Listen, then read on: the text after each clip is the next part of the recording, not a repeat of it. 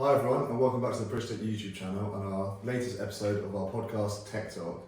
I'm again joined with our CEO Matthew Porter. Today we're going to be discussing international trade and how the UK is perceived. Hi Matt, welcome back. Thank you so much. Thanks for coming again. Thank you. So let's start with the big picture. From your experience and knowledge, how do international partners perceive the UK when it comes to trade?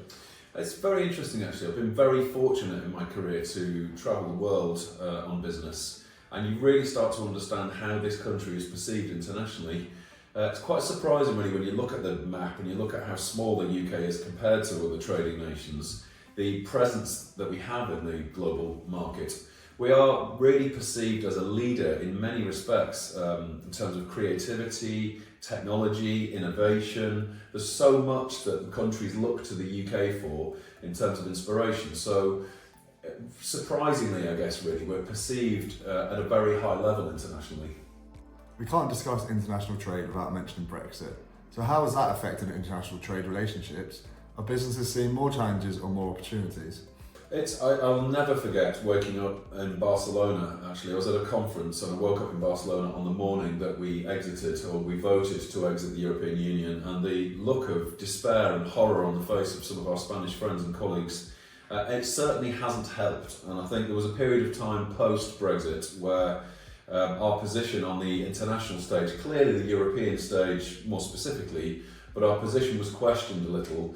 You know, we'd chosen to leave one of the most successful trading relationships the world had ever known, and we were paddling off in our own little slightly leaky dinghy. So I think that perception had faltered a little. However, I'm now starting to see that perception returning, and I think some of the innovation that's coming through the UK now, you know, look at AI for example. I think some of the AI innovation, technological innovation, is putting the UK back into a position where it was before. So I think perception was damaged post-Brexit, but I'm starting to see some clear signs of recovery. And beyond Brexit, what other geopolitical factors are shaping how the UK is perceived in global trade? I think, you know, we can't have this conversation without mentioning what's going on in the US right now. And I think, you know, alongside the US, what's been happening in Ukraine, what's been happening in the Middle East, you know, there's a complete change of governance now in the White House. So what does that mean really for the UK in international trade?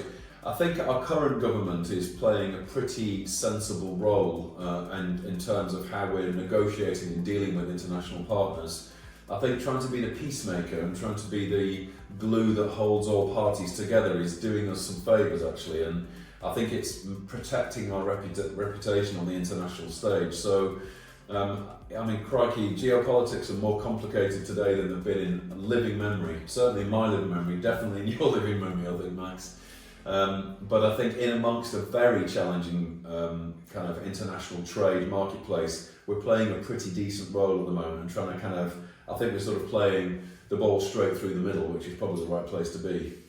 And how does the UK stack up against other major trading nations? Remarkably well. You know, as I said earlier, really, the size of our country suggests that we, you know, should have very little voice or a very small voice on the international stage, but actually we stack up really very well. We are known as a hard-working nation. You know, we're morally and ethically quite sound. Our productivity is okay, you know, reasonably good. Lots of creativity, lots of innovation. So I think the perception, we punch well above our weight in terms of the tiny little country that we are. You know, we have a very big, very strong perception for what is actually a very small country. And what advice would you give to business leaders that are looking to expand overseas? I think there's a few things to really think about. One is look at the market in which you're planning to expand into. So we've gone through some international expansion. We did a lot of research into the market we're intending to go into. How do the laws, the regulations work there? How do the markets work? Is it similar to here? Are our products and services going to resonate there? So do your homework. You know, I know sometimes companies have kind of gone charging into other countries thinking that, well, I've been successful here, so I'm going to be successful anywhere. And some have fallen foul really of that approach. So do your homework, speak to your advisors. So we've got some great advisors around our business. We have tax consultants, financial consultants, strategic consultants.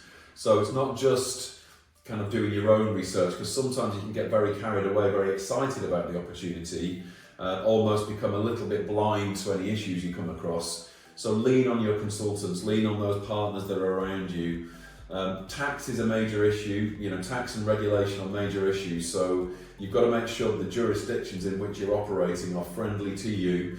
And what are you going to do when you start generating revenue there? Where are taxes going to be applied? What does that mean for you as individuals? What does that mean for the company? So I would say do your homework, do your research, and also use the specialist advisors around you. And what are the plans for Bridgetech's expansion overseas?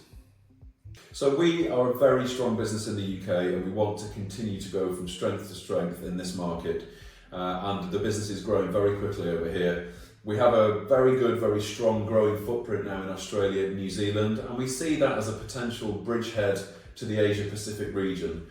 We would like to understand whether our products and services are relevant outside of Australia and New Zealand, maybe into Singapore and into Vietnam and beyond, Philippines, who knows. So we're going to do some research on that.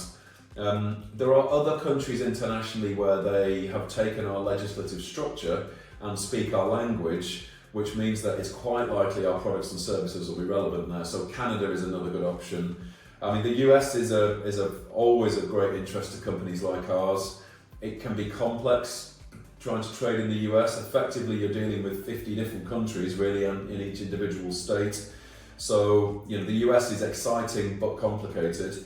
And we think there's one or two countries across Europe where our products and services may resonate, maybe Germany, maybe Spain. So we want to make sure we've got a good, strong, reliable, powerful business in the UK, same in Australia and New Zealand, and then start to look beyond those shores. But I think for the time being, it'll be Australia, New Zealand and the UK, and then starting to look to Canada and Asia Pacific in the next year or two. Great, sounds very exciting. Thank you for that, and that's a wrap for today's episode of Tech Talk. Thank you again for tuning in. Please subscribe if you found anything in this video helpful, and check out our other socials on LinkedIn and Twitter as well. Thank you for watching. Goodbye. Thank you.